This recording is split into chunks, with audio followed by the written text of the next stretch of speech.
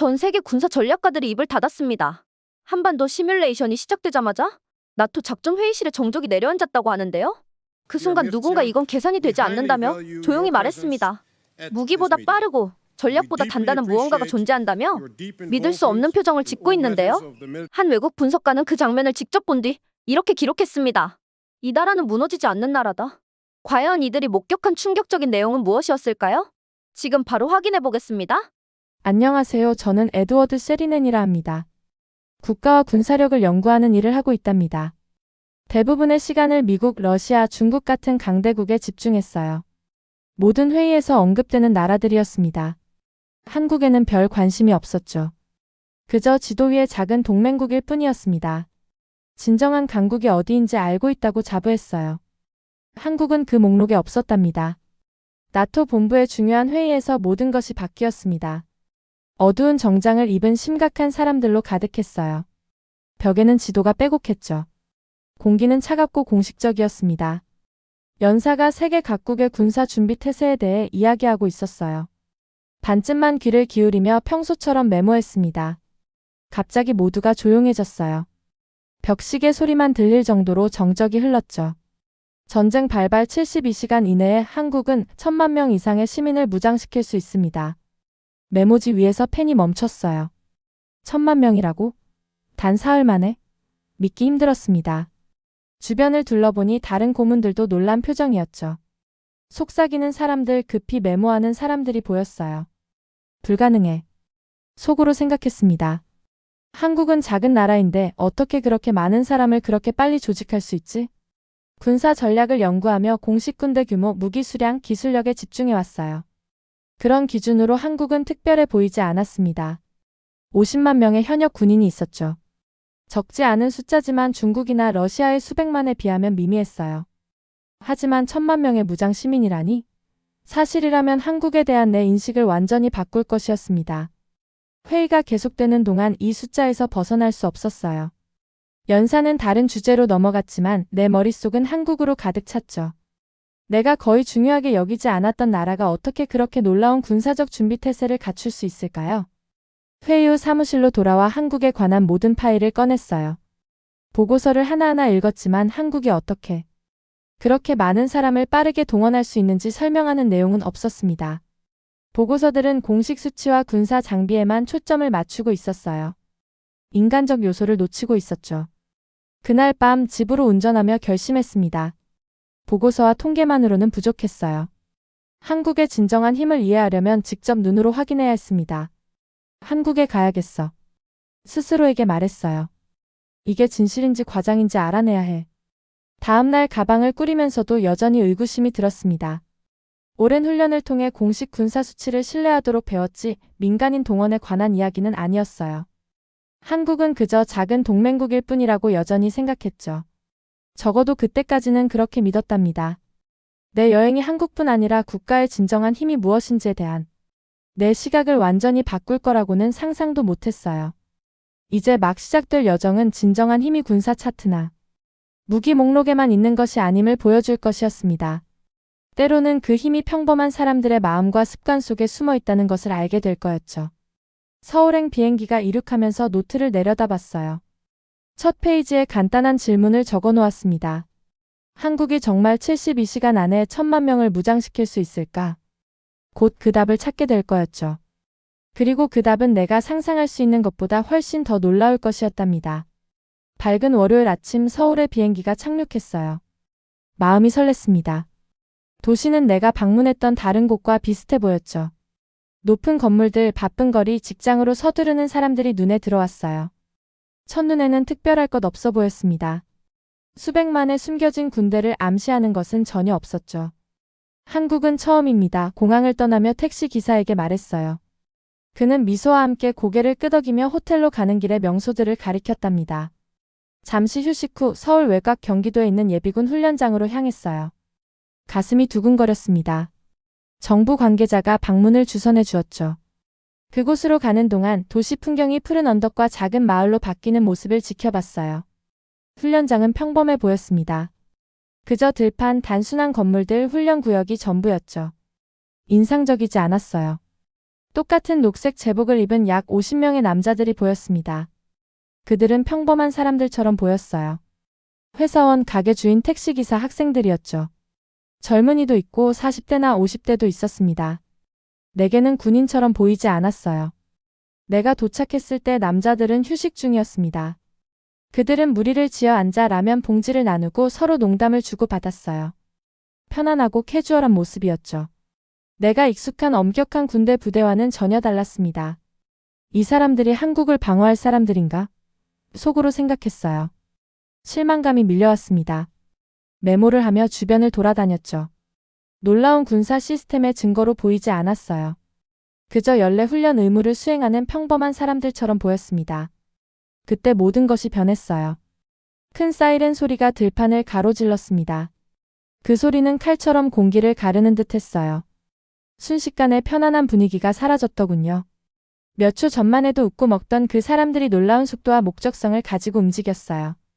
음식을 정리하고 장비를 붙잡고 완벽한 대열을 형성했습니다. 그들의 얼굴이 친근함에서 집중력으로 바뀌었어요. 움직임이 날카롭고 정확해졌죠. 이 변화를 지켜보며 얼어붙었답니다.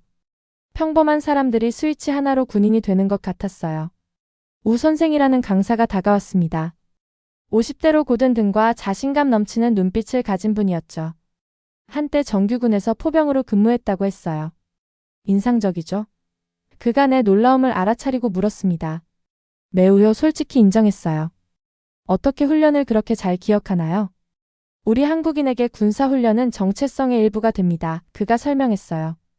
평범해 보여도 항상 준비되어 있죠. 완벽한 정확도로 훈련하는 남자들을 지켜봤어요. 그들은 하나의 단위로 움직였습니다. 각자 정확히 무엇을 해야 할지 알고 있었죠. 대화가 거의 없었어요. 많은 지시가 필요하지 않았습니다. 그들은 이미 알고 있었답니다. 한 구역에서는 남자들이 총을 부드럽게 분해하고 다시 조립하는 연습을 하고 있었어요. 다른 구역에서는 한 그룹이 통신 장비로 작업하고 있었죠. 모두 특정 직무가 있었고 모두 그것을 수행하는 방법을 알고 있었습니다. 이 사람들은 매년 며칠만 훈련합니다. 우 선생이 말했어요. 하지만 잊지 않아요. 자전거 타기와 같은 거죠. 하루 종일 훈련장을 돌아다니며 이런 변화를 계속 지켜봤습니다. 평범한 사람들이 순식간에 군인이 되는 모습이었어요. 복잡한 군사 장비를 주저없이 다룰 수 있는 일반 시민들이었죠. 해가 지기 시작할 때 벤치에 앉아 메모를 검토했어요. 오늘 중요한 것을 목격했답니다. 공식 군대 수치나 무기 재고에 나타나지 않을 무언가였죠. 이들은 전문 군인이 아니었어요. 교사, 엔지니어, 상점 주인, 회사원이었습니다. 하지만 그들은 더 많은 것이었죠. 평범한 삶을 살지만 순간의 통보로 싸울 준비가 된 숨겨진 군대였어요. 처음으로 나토에서 들었던 숫자 72시간 내 1000만 명의 무장 시민이 실제로 가능할지도 모른다고 믿기 시작했습니다. 하지만 더 많은 것을 봐야 했어요. 이 군사적 준비 태세가 훈련장을 넘어 한국인의 일상생활까지 확장되는지 이해해야 했습니다. 내일은 서울을 탐험하고 평범한 사람들과 대화할 예정이었죠. 오랫동안 내게 보이지 않았던 이 숨겨진 힘의 증거를 더 찾아볼 거였어요. 훈련장을 떠나면서 달라진 기분이 들었답니다. 한국에 대한 내 시각은 이미 바뀌기 시작했어요. 겉으로 보이는 것보다 더 많은 것이 있었죠. 훨씬 더 많았습니다. 다음 날 아침 일상 속 군사적 준비 태세의 증거를 찾아보기로 했어요. 호기심이 가득했습니다. 서울은 출근하고 쇼핑하고 친구를 만나는 사람들로 분주했죠. 겉보기엔 다른 대도시와 다를 바 없었어요. 도시를 둘러보기 위해 택시를 잡았습니다. 반 기사님은 60대 초반의 친절한 분이었어요. 낡은 야구 모자와 따뜻한 눈빛이 인상적이었죠. 북적이는 거리를 지나며 모든 것이 얼마나 질서정연한지 눈에 띄었어요. 사람들은 깔끔한 줄을 지어 걸었습니다. 인파에도 불구하고 교통은 부드럽게 흘렀죠. 모두가 정확히 어디에 있어야 하는지 알고 있는 듯 했어요. 서울에서 평생 사셨나요? 반 기사님께 물었습니다. 그는 고개를 끄덕이며 미소 지었어요. 한국의 군사적 준비 태세를 연구 중이라고 언급하자 백미러에 비친 그의 눈이 반짝였죠. 38년 전에 포병대에서 복무했어요. 그가 자랑스럽게 말했습니다. 지금도 큰 포를 완벽하게 작동하는 법을 기억합니다. 필요하다면 내일이라도 할 수 있죠. 놀라움이 밀려왔어요. 오랜 세월이 지났는데도요? 그는 한 손가락으로 관자놀이를 톡톡 두드렸습니다. 평생 잊지 않는 것들이 있답니다. 전쟁이 나면 우리 모두 가야 할 지정된 장소가 있어요. 어느 기지로 가야 하는지 내 임무가 무엇인지 정확히 알고 있죠. 번잡한 교차로를 지나면서 반 기사님은 내가 미처 알아채지 못한 것을 가리켰어요. 심장이 빠르게 뛰었습니다. 지하철 입구에는 특별한 표시가 있었죠. 단순한 지하철역이 아니었어요. 비상시 방공호로 변할 수 있도록 설계되었답니다. 모든 시민은 어느 대피소로 가야 하는지 알고 있어요. 그가 설명했습니다. 놀라웠어요. 정기적으로 비상훈련을 합니다. 아이들도 학교에서 배우죠. 그날 오후 작은 상점들과 사업체가 있는 동네를 걸었어요. 문 근처에 녹색 헬멧과 하얀 민방위 조끼가 걸린 작은 약국이 눈에 띄었죠. 안으로 들어가기로 했어요. 약국 주인 노 씨는 두꺼운 안경과 조심스러운 손길을 가진 70 중반의 노인이었습니다. 헬멧과 조끼에 대해 묻자 그의 얼굴이 환해졌더군요. 젊었을 때 울타리선을 지키며 그걸 썼지요. 그가 헬멧을 부드럽게 만지며 말했어요. 감회가 깊어 보였습니다. 내 의무를 상기시키기 위해 보관하고 있답니다. 노 씨는 그의 약국이 단지 약을 사는 곳이 아니라고 설명했어요. 비상시에는 동네의 의료 공급소가 될 거라고 했죠. 모든 지역 주민들은 도움이 필요하면 이곳으로 와야 한다는 것을 알고 있었어요. 하지만 사람들은 어떻게 이런 비상 계획들을 기억하나요? 물었습니다. 제 나라 사람들은 대부분 어떻게 해야 할지 모를 거예요. 노 씨는 내 질문에 놀란 표정이었죠. 그에게 준비성은 그저 일상이었습니다. 우리는 연습합니다. 그가 단순하게 말했어요. 명쾌했죠. 학교에서 훈련하고 동네에서 훈련하고 회사에서도 훈련해요. 그게 당신의 일부가 되는 거죠. 그날 오후 거리를 걸으며 전에는 놓쳤던 것들이 보이기 시작했어요. 놀라운 발견의 연속이었습니다. 사람들이 버스를 기다리는 질서정연한 방식, 지하철 승객들이 자동으로 에스컬레이터 오른쪽에 서서 서두르는 사람들을 위해 왼쪽을 비워두는 모습, 바쁜 교차로를 부드럽게 지나가는 군중들의 움직임이 눈에 들어왔죠. 이것은 단순한 예의가 아니었어요. 일상에 적용된 군사적 사고방식이었습니다. 공원 근처에서 보드게임을 하는 노인들 그룹을 지켜봤어요. 갑작스런 소나기가 시작되자 그들은 놀라운 속도와 조직력으로 게임을 정리하고 대피소로 이동했답니다. 감탄이 절로 나왔어요. 혼란도 없고 낭비되는 움직임도 없었죠. 각자 맡은 일이 있었고 많은 대화 없이도 그것을 수행했습니다. 그날 저녁 작은 식당에 앉아 저녁을 먹으며 본 모든 것을 생각했어요. 마음이 복잡했습니다. 훈련장에서 목격한 군사적 준비 태세는 그곳에만 국한되지 않았죠. 한국 사회 곳곳에 있었어요. 포병 훈련을 기억하는 택시기사, 민방위 조끼를 가진 노인 약사, 사람들이 도시를 통과하는 방식 모두에서 말이죠. 다음 날 이 군사적 사고방식이 한국의 비즈니스 세계까지 확장되는지 보기 위해 대기업을 방문할 계획이었어요. 기대감이 들었습니다. 한국의 강점이 단지 무기나 공식 군인들에 관한 것이 아니라는 것을 이해하기 시작했죠. 그것은 준비되고 조직화되고 준비된 전체 사회에 관한 것이었답니다. 그날 밤 호텔로 걸어가면서 서울 건물들의 수백만 개의 불빛을 바라봤어요. 가슴이 벅차올랐습니다. 각 불빛 뒤에는 한 사람이 있었죠. 그 사람들은 그들의 나라에 위험이 닥친다면 해야 할 역할이 있다는 것을 알게 되었어요. 숨겨진 군대는 내 주변 어디에나 있었습니다. 단지 전에는 그것을 어떻게 봐야 할지 몰랐을 뿐이었죠. 한국에서의 셋째 날 서울의 대형 IT 회사를 방문했어요. 설렘이 가득했습니다. 건물은 높고 현대적이었죠. 아침 햇살을 반사하는 유리벽이 인상적이었어요. 내부에서는 비즈니스 옷차림의 사람들이 노트북을 들고 전화통화하며 로비를 빠르게 걸어 다녔습니다. 세계 어디서나 볼 수 있는 대기업처럼 보였어요. 안내자가 나를 위층으로 데려가 컴퓨터 프로그래머 이 씨를 만나게 해줬어요. 이 씨는 평범한 사무실 복장을 하고 있었어요. 그의 책상은 깔끔했고 가족 사진과 작은 식물이 놓여 있었죠. 그에게서는 평범한 사무직 직원 외에 다른 모습이 전혀 보이지 않았어요. 하지만 이 씨에게는 비밀 정체가 있었습니다. 가슴이 쿵쾅거렸어요. 수년 전 그는 육군 포병 여단에서 복무했었죠. 자주포 장거리에 포탄을 발사할 수 있는 궤도 위에 크고 복잡한 무기를 작동할 줄 알았습니다. 근무 시간에는 그저 평범한 프로그래머예요. 이 씨가 자신의 컴퓨터 프로젝트를 보여주며 설명했죠. 하지만 전쟁이 발발하면 몇 시간 내에 지정된 기지로 출동할 겁니다. 오랫동안 사무실에서 일한 후에도 그런 복잡한 군사 기술을 기억할 수 있다는 것이 놀라웠어요. 어떻게 그런 기술을 유지하나요? 물었습니다. 이 씨는 서랍을 열고 작은 노트를 보여주었어요. 감탄이 절로 나왔죠. 내부에는 포병 작전에 관한 도표와 메모가 있었습니다. 그는 이것을 정기적으로 검토하고 1년에 2번 훈련 세션에 참석한다고 설명했어요. 그의 회사는 심지어 직원들에게 군사 훈련을 위한 시간을 휴가일로 계산하지 않고 제공했답니다.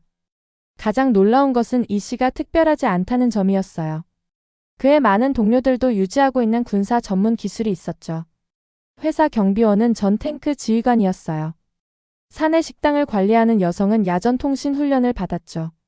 회계부서의 조용한 남자는 대공 무기를 작동할 줄 알았습니다. 그들은 모두 평범한 사무직 직원처럼 보였어요. 하지만 그들 또한 대기 중인 군인들이었답니다. 이 씨가 회사 건물을 안내해 주었습니다. 호기심이 불타올랐어요. 한 회의실에서 흥미로운 것을 발견했죠. 의자들이 군사 브리핑에 사용되는 것과 같은 대형으로 배치되어 있었습니다. 식당에서는 사람들이 자연스럽게 군대에서처럼 질서 있게 줄을 섰어요. 우리 CEO가 군 장교 출신입니다. 이 씨가 설명했어요. 그는 많은 동일한 조직 원칙을 사용해 회사를 운영하죠. 그날 오후 가족들이 소풍과 자전거 타기를 즐기는 아름다운 한강 공원을 방문했답니다. 거기서 한 가족의 3대, 할아버지, 아버지, 아들 모두 함께 햇살을 즐기고 있는 모습을 만났어요. 내 연구에 대해 언급하자 그들은 놀라운 것을 공유했더군요. 가슴이 벅차올랐습니다. 세 사람 모두 수십 년에 걸쳐 같은 군부대에서 복무했던 거예요. 할아버지는 1960년대에, 아버지는 1990년대에, 아들은 작년에 막군 복무를 마쳤답니다. 우리 모두 26보 병사단에서 복무했어요. 아버지가 자랑스럽게 설명했죠. 아들이 입대하기 전 내 경험에 대해 모두 말해줬습니다. 그리고 내 아버지도 나에게 같은 일을 했죠. 우리는 세대를 통해 군사 지식을 전달합니다. 이 가족은 나에게 한국에 대한 중요한 것을 이해하게 해주었어요. 감동이 밀려왔습니다. 군 복무는 단지 젊은 남자들이 잠시 하다가 잊어버리는 것이 아니었죠. 그것은 그들 정체성의 일부가 되어 평생 함께하며 자녀들과 공유하는 것이었어요. 해가 강 위로 지기 시작할 때 벤치에 앉아 지난 며칠간의 메모를 검토했습니다. 공식 수치에 따르면 한국은 약 50만 명의 현역 군인, 275만 명의 예비군, 390만 명의 민방위대원을 보유하고 있었어요. 하지만 이제 이 숫자들이 전체 이야기를 말해주지 않는다는 것을 이해했죠. 한국의 진정한 강점은 이러한 공식 수치에만 있지 않았어요. 군사 기술을 유지하고 조국을 보호할 의무를 기억하는 수백만 명의 평범한 사람들. 회사원, 택시기사, 학생, 조부모에게 있었답니다. 내가 연구한 대부분의 국가에서는 군사와 민간 생활 사이에 명확한 경계가 있었어요. 감회가 깊었습니다. 군인들은 일상사회와 분리되어 기지에서 살았죠. 하지만 한국에서는 그 경계가 모호했어요. 군사적 사고방식은 어디에나 있었고 명백하게 숨겨져 있었습니다. 어둠이 서울을 덮자 도시의 불빛이 켜졌어요. 수백만 개의 빛이 밤에 빛나고 있었죠. 그 불빛들을 바라보며 이제 그 뒤에는 조국이 필요로 한다면 평화로운 시민에서 강력한 전투력으로 변할 수 있는 사람들이 있다는 것을 알게 되었답니다. 한국에 숨겨진 군대는 더 이상 이론이 아니었어요. 깊은 감동이 밀려왔습니다. 내 눈으로 직접 보았고 그것은 내가 상상했던 것보다 훨씬 더 인상적이었답니다. 한국에서 일주일을 보낸 후 메모로 가득한 가방과 새로운 생각으로 가득한 머리를 안고 나토 본부로 돌아왔어요. 내가 일하던 높은 유리 건물은 그대로였지만 나는 변해 있었죠. 군사적 힘에 대해 알고 있다고 생각했던 모든 것이 뒤집혔어요. 복귀 첫날 상사가 사무실로 나를 불렀습니다. 긴장감이 돌았어요. 그 방은 진지하고 조용했죠. 벽에는 지도가 가득했고 큰 책상에는 보고서가 쌓여 있었습니다. 에드워드, 한국에서 뭔가 흥미로운 것을 발견했나? 그가 서류에서 눈을 떼지 않고 물었어요. 깊은 숨을 들이마셨습니다. 네, 한국의 힘에 대해 우리가 생각했던 모든 것이 틀렸어요. 그제서야 그의 관심을 끌었죠. 펜을 내려놓고 눈썹을 치켜 올리며 나를 바라봤어요. 다음 1시간 동안 내가 본 모든 것을 설명했습니다. 가슴이 두근거렸어요. 농담하던 친구에서 순식간에 진지한 군인으로 변할 수 있는 예비군들, 수십 년 전 포병 훈련을 여전히 기억하는 택시기사, 비상시 의료기지가 될 약국, 일상 직업과 함께 군사기술을 유지하는 직장인들 얘기를 했죠. 한국은 단지 군대를 가진 것이 아닙니다. 설명했어요. 필요할 때 전국이 군대가 되는 거죠. 상사는 의심스러운 표정이었습니다. 그는 평생을 전통적인 군사력 탱크 수, 비행기 숫자, 군인 훈련 같은 것을 연구하며 살았어요. 일반 시민들이 국가의 진정한 힘의 일부가 될 수 있다는 생각은 그에게 새로웠답니다. 정말 과장하는 건 아닌가? 그가 물었어요. 다음 며칠 동안 배운 모든 것에 대한 상세한 보고서를 작성했습니다. 열정이 불타올랐어요. 사진, 인터뷰 노트, 한국 국방부의 공식 수치를 포함시켰죠. 목격한 놀라운 시스템을 담고 싶어 밤낮으로 일했답니다. 완성한 후 모든 나토 고문들을 위한 특별 회의를 소집했어요. 떨림이 멈추지 않았습니다. 내가 앞에 서서 발견한 것들을 공유할 준비를 하자 방은 진지한 얼굴들로 가득 찼죠. 한국은 단지 50만 명의 현역 군인을 가진 국가가 아닙니다. 시작했어요. 전체 인구가 전투 준비가 된 나라죠. 이것은 단지 종이 위의 숫자가 아니에요. 제 눈으로 직접 봤습니다. 방 안의 몇몇 사람들은 회의적인 표정이었어요. 다른 이들은 관심을 보였죠. 사진을 보여주고 인터뷰 녹음을 들려줬습니다. 천천히 그들의 얼굴에 이해의 빛이 떠오르는 것이 보였어요. 이것은 국가의 힘에 대해 우리가 생각하는 방식을 바꿉니다. 설명했죠. 가장 큰 군대나 가장 발전된 무기를 가진 것만이 아니에요. 군사적 준비 태세가 사회에 얼마나 깊이 엮여 있는지가 중요합니다. 다음 몇 주 동안 내 보고서는 나토 본부를 돌아다녔어요. 감격스러웠습니다. 군사 전문가들이 연구했고 전략가들이 토론했죠. 내가 한국에서 발견한 것에 대해 더 알고 싶어하는 사람들로 전화가 끊임없이 울렸어요. 당신의 보고서는 우리가 동맹국을 바라보는 방식을 바꿨습니다. 상사가 말했죠. 진정한 힘을 이해하기 위해서는 공식 수치를 넘어봐야 해요. 이는 한국의 군사적 사고방식이 국가에 도움을 준 다른 방식들에 대해 생각하게 했답니다. 오늘의 사연은 여기까지입니다. 사연이 즐거우셨다면 구독과 좋아요, 알림 설정 부탁드려요. 여러분의 버튼 하나로 영상 제작에 큰 힘이 됩니다. 다음에 더 큰 감동적인 사연으로 찾아뵙겠습니다.